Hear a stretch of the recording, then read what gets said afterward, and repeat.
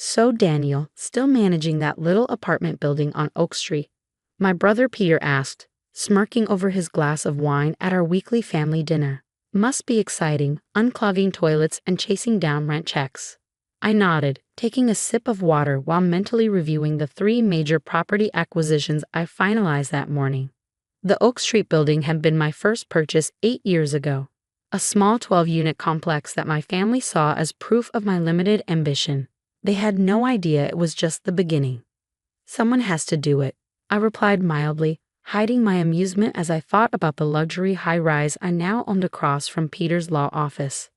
He paid premium rent there, never suspecting that his underachieving younger brother was actually his landlord. You know, my sister Amanda chimed in, there's still time to do something more substantial with your life. I know a guy at Goldman Sachs who's always looking for analysts. I bit back a laugh, thinking of the meeting I'd had last week with Goldman's real estate division. They'd been practically begging to handle the IPO for my company, Sterling Properties, though they knew it only by its corporate name, not realizing its CEO was sitting at this very table. Uncomfortable where I am, I said, just as I did every week when my family tried to help me find a real career. My father shook his head, disappointment evident in his expression. Son, you had such potential. Graduated top of your class in business school, could have gone anywhere. And you chose to become a small-time landlord. If only they knew that their small-time landlord had parlayed that first apartment building into a real estate empire worth over $800 million. That their supposedly underachieving son now owned most of the prime commercial and residential properties in the city. But I'd learned long ago that sometimes the best success is the kind nobody sees coming. How's the new office building working out? I asked Peter, knowing exactly how it was working out since I personally overseen the recent renovations. Fantastic, he boasted. Corner office on the 30th floor, best views in the city. Though the rent's highway robbery, some investment group called Sterling Properties owns it, probably some faceless corporation run by greedy executives. I smiled into my wine glass. Sterling Properties was anything but faceless. It was named after my grandmother, the only person who supported my real estate dreams from the beginning. She'd given me the seed money for that first apartment building, believing in me when everyone else thought I was throwing my life away. Did you hear about the new development going up downtown? Amanda asked excitedly. Luxury condos, shopping, offices, it's going to transform the whole area. My firm's hoping to get some of the legal work when they break ground. I heard about that, I replied casually, though I actually spent my morning reviewing the final architectural plans. The $200 million development was my biggest project yet, though as far as my family knew, I was still just collecting rent checks on Oak Street. My phone buzzed. A text from my project manager about the development. City Council approved all permits. We can start construction next week. Probably another message about a clogged drain, Peter joked, noticing my phone. The glamorous life of a building manager. I excused myself to take the call, stepping into our parents' elegant garden. Behind me, I could hear my family's voices drift through the open window. Poor Daniel, my mother sighed. If only he'd taken that job at Morgan Stanley after graduation. He could have been someone by now. At least he's honest work, Dad replied. Though I wish he'd shown more ambition. His cousin James just made partner at his investment firm. I smiled, remembering the meeting I'd had with James's firm last month. They'd been pitching hard to handle Sterling Properties' portfolio, never realizing they were presenting to the cousin they pitied at family gatherings. Back inside, the conversation had turned to the city's real estate boom. My family loved discussing property values and development projects, never suspecting that the person driving much of that growth was sitting right at their table. The old Harrison Hotel downtown just sold for $50 million. Peter announced. Can you believe it? Some mystery buyers swooped in and paid cash. I nodded thoughtfully, remembering signing those papers just yesterday. The Harrison would be the crown jewel of my hotel division, once renovations were complete. Must be nice, Amanda said wistfully, having that kind of money to throw around. Meanwhile, Daniel's still collecting quarters from laundry machines. If she only knew about the offshore accounts, the investment portfolios. The properties registered under layers of LLCs. I'd built my empire in secret, using my family's assumptions about me as the perfect cover. After dinner, I drove to my apartment, actually the penthouse of one of my luxury buildings. Floor-to-ceiling windows offered stunning views of the city skyline, dotted with properties I owned. Hotels, office towers, apartment complexes, shopping centers. My assistant had left the latest acquisition proposals on my desk. Another lawyer's office looking to lease premium space. I made a note to offer Peter's firm some competition. A restaurant group wanting to expand into my retail locations. A tech company needing an entire floor of my downtown tower. My phone buzzed again, this time my lead broker with news about another potential acquisition. Owners of the Riverside development finally willing to sell. Asking $125 million. Should I make an offer? I texted back an affirmative, then walked to my window wall. The Riverside property would connect several of my existing developments, creating a continuous stretch of Sterling Properties-owned real estate along the most valuable waterfront in the city. 8 years ago, when I bought that first small apartment building, my family had been almost embarrassed. Their brilliant son, with his MBA and stellar prospects, choosing to become a mere landlord. They tried everything to change my mind, but I'd seen something they hadn't. That small building had been perfectly positioned for the city's coming growth. I leveraged it to buy 2 more properties, then 4, then 10. Each acquisition carefully chosen, each property improved and maximized for value. I used different company names, hidden ownership structures, discrete banking relationships. As far as the public knew, Sterling Properties was a major real estate investment firm run by anonymous executives. As far as my family knew, I was still just managing that first apartment building on Oak Street. The next morning, I arrived early at my downtown office. The real one, not the small property management office I kept for show. The Wall Street Journal was on my desk, featuring an article about the mysterious Sterling Properties and its growing real estate empire. Sources say the company's CEO is a young business school graduate who's quietly become one of the biggest property owners in the region. The article read, though their identity remains unknown, their impact on the city's development is undeniable. I smiled, remembering yesterday's family dinner. If they only knew that the small-time landlord they pitied was actually reshaping the entire city's skyline. My intercom buzzed, my real assistant this time, not the part-time property manager I employed for appearances. Mr. Sterling, the investment committee is ready for you in the main conference room, and the architects for the Riverside development are here to present their initial designs. I straightened my tie, checking that my visitors list was clear of any family members who might accidentally discover my secret. Another day of building my empire while the world, and my family, remained oblivious to who was really behind it all. The revelation happened on a Tuesday morning in the most unexpected way. I was sitting in my private conference room at Sterling Properties headquarters, reviewing plans for the Riverside development when my assistant's voice came through the intercom.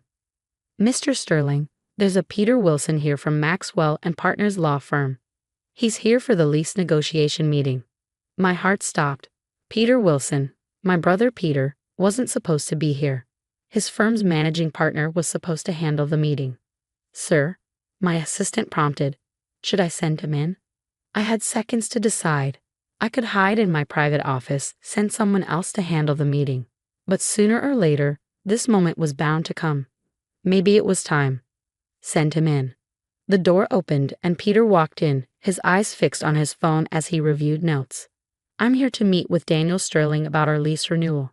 The managing partner had a conflict, so I'll be handling. He looked up and froze. For a long moment, we just stared at each other. My brother, impeccable in his $1,000 suit, standing in my conference room. Me, his underachieving younger brother, sitting at the head of the table in front of architectural plans worth millions. Daniel. His voice cracked. What are you? Why are you? Hello, Peter, I said calmly. Please have a seat. We should discuss your firm's lease terms. He didn't move. You work for Sterling Properties? Not exactly. I gestured to the nameplate on my desk. I am Sterling Properties. He sank into a chair, his face pale. That's impossible. Sterling Properties is worth. They own half the city. Actually closer to 60% of prime commercial real estate now, I corrected. The Riverside development will push it to 65.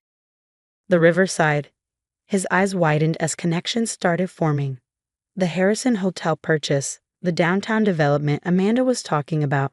That was all you? I nodded. Would you like to see the portfolio? For the next hour, I walked him through it all. The properties, the developments, the acquisitions. 8 years of empire building while my family thought I was just collecting rent checks. Does anyone else know? He finally asked. The family? No. Just you now. I leaned back in my chair, though I suppose that's about to change. He looked at me sharply. Why did you keep it secret? All these years letting us think. Letting you think what, Peter? That I was a failure. That I had wasted my potential. I stood up, walking to the window wall. You all made it very clear what you thought of my career choice. We were wrong, he said quietly. Yes, I agreed. You were. My phone buzzed. A message from Amanda.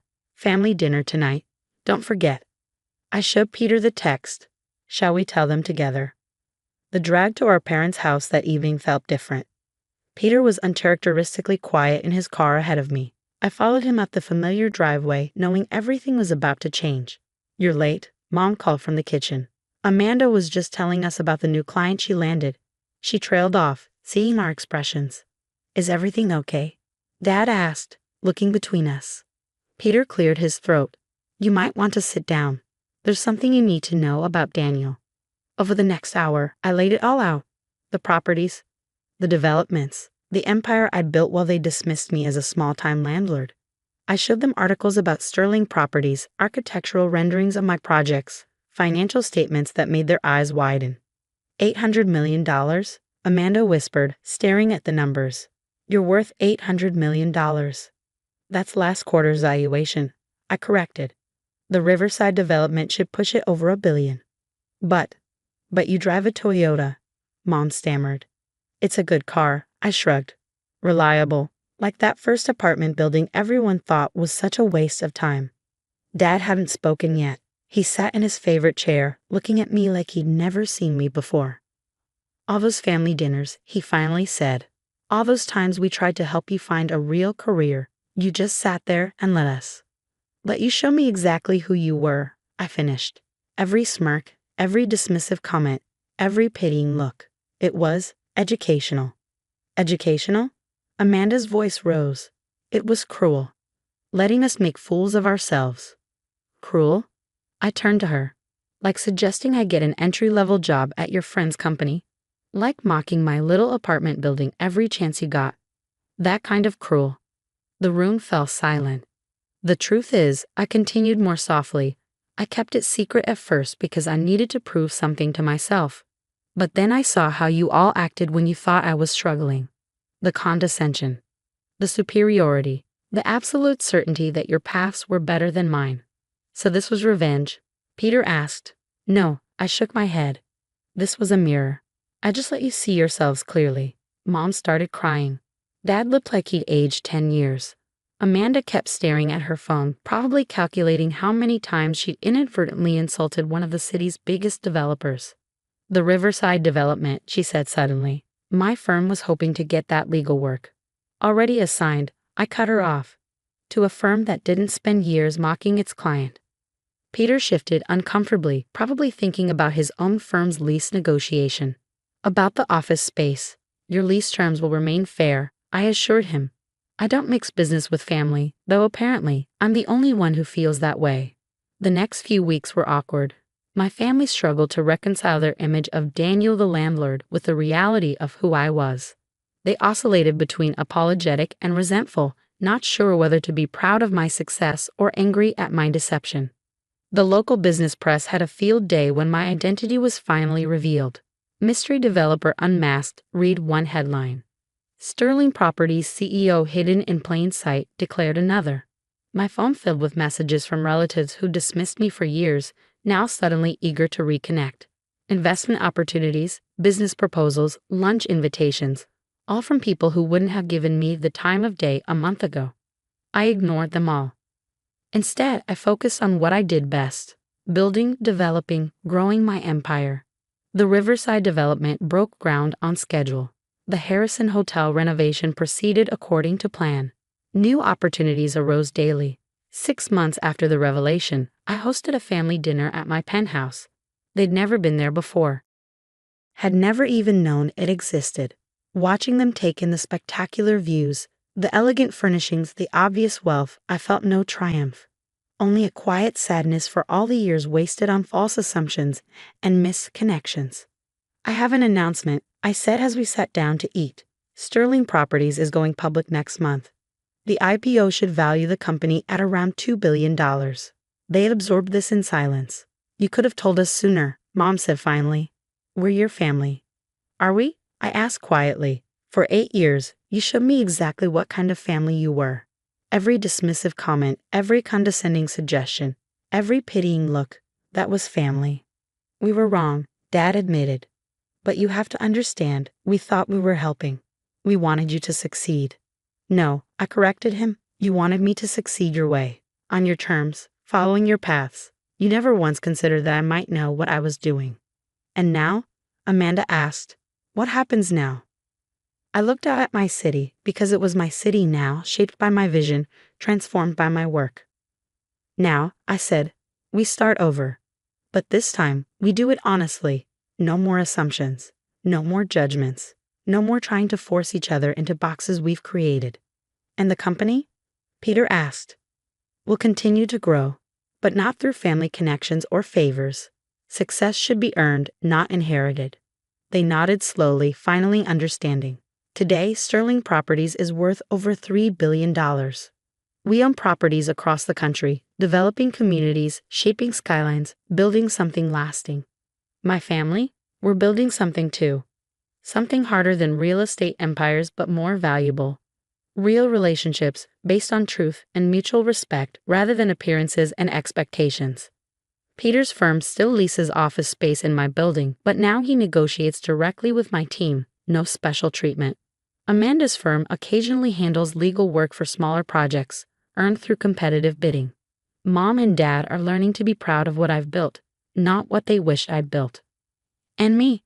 I still drive that Toyota, still visit that first apartment building on Oak Street, still remember the lessons learned while building an empire in secret.